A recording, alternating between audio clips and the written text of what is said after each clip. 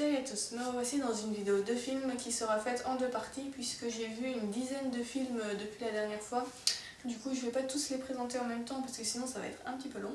Donc là je vais vous présenter les 5 premiers et puis les 5 autres, soit je ferai une vidéo directement après, soit j'en mettrai une autre entre deux, mais je sais pas encore comment je ferai ça. Parce qu'il faut aussi que je vous fasse ma vidéo sur les documentaires que j'avais annoncé il y a quelques semaines maintenant et que j'ai toujours pas faite. Bref. Donc, les 5 films que je vais vous présenter aujourd'hui, c'est tous des films que j'ai vus soit au cinéma, soit à la télé, donc j'ai aucun objet, j'aurai aucun objet de toute la vidéo, je vais que vous montrer les affiches. Et la vidéo d'après, par contre, ce sera un peu l'inverse, puisque ce sera surtout des DVD et Blu-ray. Donc, commençons tout de suite. Alors, il y a du coup un petit moment maintenant, j'étais allée voir au cinéma lors de sa sortie un film espagnol, La Isla Minima. C'est de Alberto Rodriguez. Voilà, donc c'est un thriller, une sorte de thriller, de drame qui se passe dans les années 80 en Andalousie. Donc dans l'Andalousie très très rurale, vraiment ça y est, j'arrive plus à parler. L'Andalousie profonde. Alors c'est bizarre parce que j'ai l'impression d'en avoir déjà parlé, pourtant je crois pas que je l'avais fait sur ma dernière vidéo, mais bon, voilà.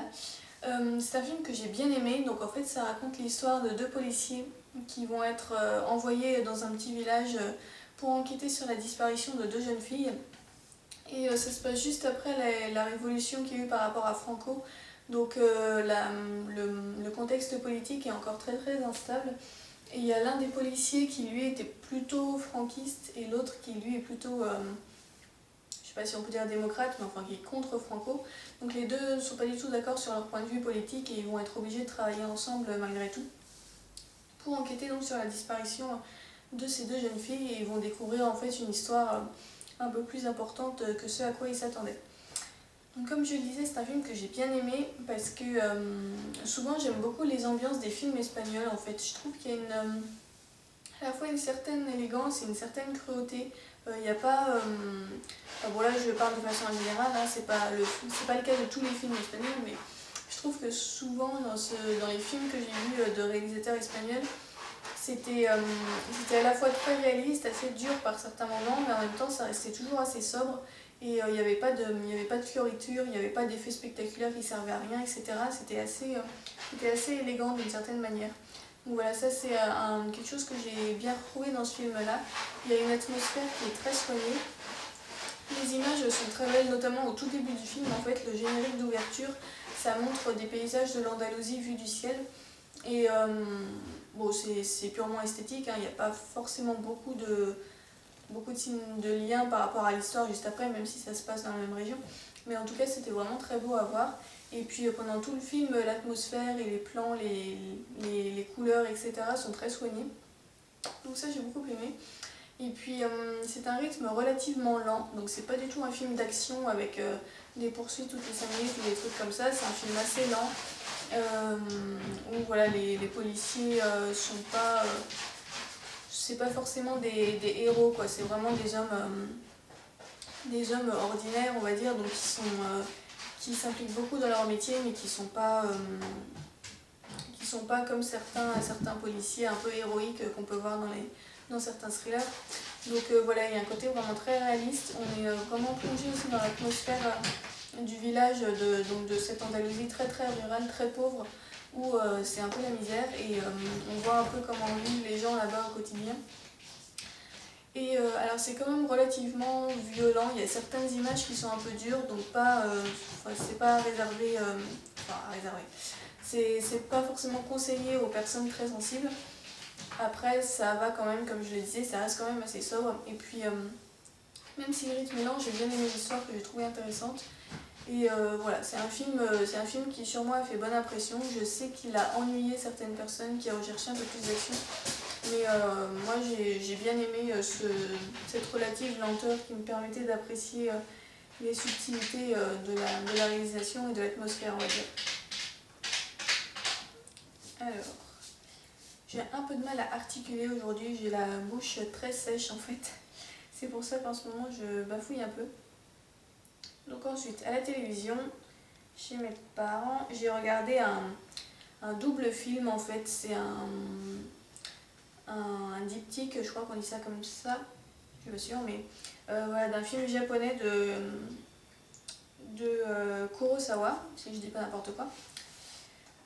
Il s'agit de Shokuzai.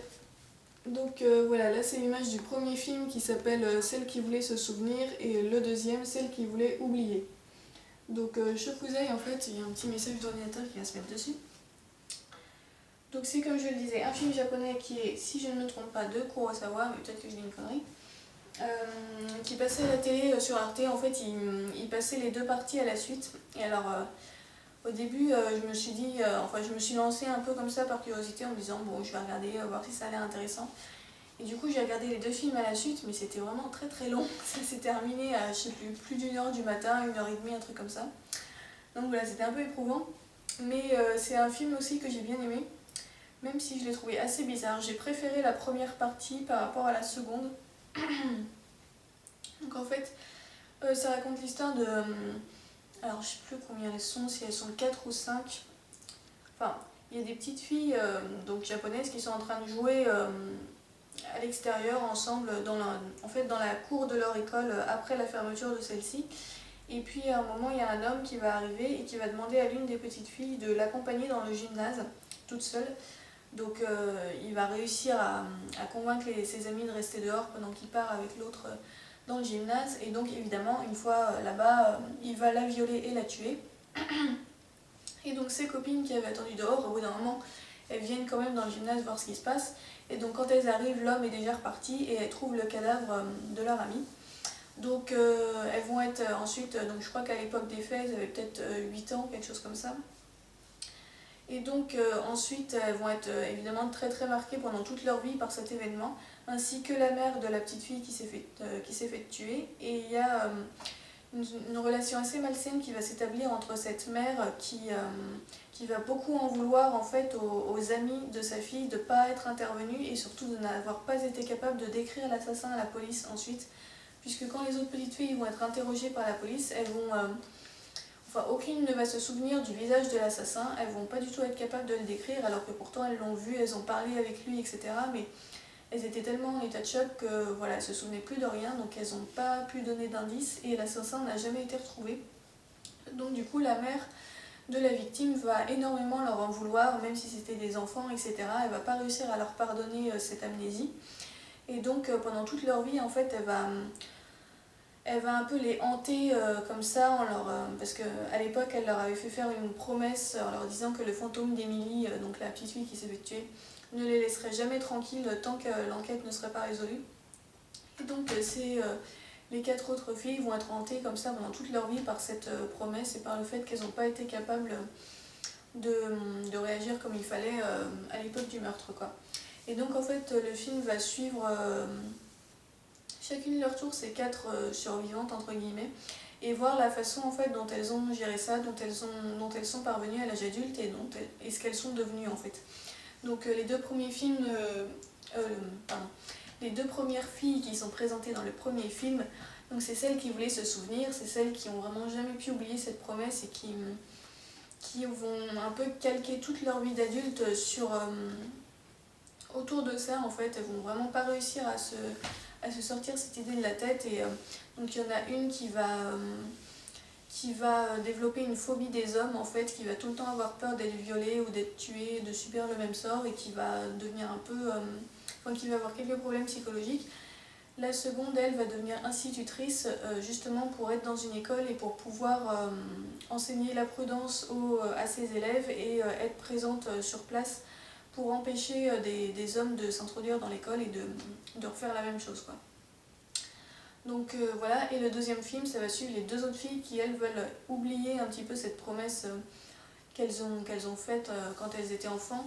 Donc il y en a une qui va continuer à vivre un peu comme une éternelle adolescente, qui va être un petit peu recluse chez elle, chez sa mère, et voilà, qui vit un peu comme une ours, on va dire. Elle s'identifie à l'animal ours en fait, et finalement elle va être ramenée vers cette histoire de promesse par des événements inattendus. Et la 4e, elle se souvient de cette histoire, mais elle a décidé de s'en moquer complètement. Elle ressent aucune culpabilité, elle est un petit peu psychopathe en fait, donc elle ressent rien par rapport à ça. mais un jour elle va décider de se servir de cette histoire pour essayer d'assouvir ses propres intérêts en fait. Donc voilà, je n'en dirai pas plus. Donc comme je le disais, j'ai préféré la première partie par rapport à la seconde, parce que dans la seconde, déjà le personnage de la quatrième fille, donc celle qui est un peu psychopathe, je l'ai vraiment détestée, elle est horrible, mais vraiment horrible de chez horrible. Et voilà, je l'ai vraiment pas supportée. Et puis peut-être que j'étais un petit peu fatiguée aussi à ce moment-là, mais j'ai trouvé que... J'ai trouvé que là le film commençait à devenir un petit peu long et puis que ça partait dans une histoire, ça part beaucoup dans une histoire par rapport à la vie passée de la mère et c'est grâce à ça en fait qu'on va découvrir à la fin qui est le meurtrier d'Emily. Mais toute cette partie-là, ça m'a un peu moins captivée en fait. J'ai vraiment préféré la première partie du film, le premier film quoi, que j'ai trouvé plus haletant, plus surprenant. Voilà, sans doute parce que j'étais aussi mieux réveillée à ce moment-là. Donc quoi qu'il en soit, c'était une découverte intéressante. C'est pas un film que j'ai adoré, mais c'était une découverte intéressante. Je sais plus si j'avais déjà vu d'autres films de Kurosawa ou pas. Mais en tout cas voilà, c'est un film qui m'a assez intriguée, qui est assez spécial et qui en même temps a lui aussi une atmosphère qui est très soignée et que je conseillerais à ceux qui veulent avoir des expériences cinématographiques insolites quoi. Alors je vais essayer d'aller un peu plus vite sur la fin. Donc ensuite je suis allée voir au cinéma Terminator Genesis. Voilà. Je suis allée le voir sans trop savoir à quoi m'attendre. Je n'ai pas vu en fait les Terminators d'avant. J'ai dû en voir un mais il y a vraiment très très longtemps donc je ne me rappelle pas du tout. Donc là c'était un peu le premier Terminator que je regardais dans ma vie d'adulte on va dire. Et bon, alors étant donné que j'ai pas vu les derniers, que j'ai pas vu les précédents, pardon, j'ai pas eu l'effet de comparaison qui a fait que beaucoup de gens ont vraiment détesté ce film parce qu'ils l'ont trouvé beaucoup moins bien que les précédents. Donc moi j'ai pas eu cet effet de comparaison là. Après, c'est vrai que c'est quand même pas extraordinaire comme film, il faut bien le dire. C'est divertissant mais vraiment sans plus. Le scénario, il y a quelques incohérences parfois dans le scénario. Les acteurs, bon c'est passable mais voilà. C'est un gros blockbuster avec plein d'effets spéciaux, plein de trucs qui explosent un peu partout. Voilà, c'est divertissant à regarder mais c'est vraiment pas exceptionnel quoi. Donc j'aurais tendance à croire les gens qui disent que les précédents sont mieux. Parce que celui-là, voilà, je lui ai mis une note de 5 sur 10 sur Sens Critique en fait. Donc voilà, disons qu'on peut s'en passer quoi, si on n'a pas envie d'aller le voir. Ensuite, avec ma famille, je suis allée voir Les Mignons. Donc le film sur les petites créatures de Moi, Moche et Méchant. Alors sachant que je n'ai jamais vu Moi, Moche et Méchant, ni le 1 ni le 2. Donc Les Mignons, c'était le premier film que j'allais voir de cet univers-là. Bon alors c'était sympathique, c'était assez drôle par moments, c'est vrai. Après c'est pas mon film d'animation préféré, c'est sans doute parce que j'ai pas vu les Moi, Moche et Méchant, donc du coup j'étais peut-être pas complètement dans l'ambiance, j'avais peut-être pas toutes les références qu'il fallait. Mais voilà, j'ai trouvé ça drôle, j'ai passé un bon moment en le regardant, etc. Mais c'est vrai que pour moi, c'est pas le meilleur film d'animation d'humour que j'ai vu. Je préfère plutôt les Disney Pixar. Mais voilà, après, c'était sympathique à regarder en famille, c'était assez rigolo. Hop. Et donc, enfin, nous sommes également allés voir tous ensemble Ant-Man. Hop. Donc le dernier film inspiré de Marvel avec des héros Marvel. Là par contre c'est un film que j'ai vraiment beaucoup aimé. C'est un blockbuster en fait qui est très axé sur l'humour en fait. Il y a aussi pas mal d'actions, d'effets spéciaux, etc. Mais ils ont vraiment fait le choix de mettre beaucoup d'humour en fait dans ce film avec pas mal de scènes assez ridicules, de dérision, etc. Et alors je crois qu'il y a des gens qui n'ont pas trop aimé cet aspect-là. Moi personnellement j'ai bien aimé, j'ai pas mal adhéré à ce choix-là, puisque à côté de ça l'histoire reste quand même intéressante et puis il y a beaucoup d'action, etc. Donc c'est un bon film de super-héros. Et l'aspect humour où il y avait pas mal de second degré, j'ai bien aimé aussi. Donc voilà, j'ai passé un très bon moment en le regardant. Alors c'est vrai que parfois il y avait des vannes qui étaient un petit peu lourdingues et des fois on se disait bon voilà c'est un peu bateau mais En général, dans les films comme ça, c'est un peu toujours le cas, donc moi j'y vais en me disant que ça va être comme ça, et puis voilà, ça me dérange pas plus que ça, on va dire. Et là, je trouve qu'il y avait aussi vraiment des très bonnes idées dans le scénario, notamment sur la fin du film. Donc c'est l'histoire d'un héros qui est capable de rapetisser, en fait, de prendre la taille d'une fourmi. Et ils ont vraiment super bien joué avec ça, les scénaristes et les réalisateurs. Il y a des scènes qui sont vraiment bien par rapport à ça, où on a un autre point de vue sur les choses. Et puis, ouais, je ne veux pas trop en dire pour pas spoiler, mais la fin du film, la dernière partie du film est vraiment très très réussie. Donc c'est un blockbuster que j'ai beaucoup aimé et que je recommande. Voilà, si je ne me trompe pas, nous sommes arrivés à 5. Oui, c'est bon. Donc je vais m'arrêter là parce que je ne sais pas depuis combien de temps je parle. Et puis je vous retrouverai la prochaine fois, soit pour la suite des films, soit pour autre chose. Mais d'ici là, je vous souhaite de bons visionnages, de bonnes lectures et je vous dis à bientôt. Salut!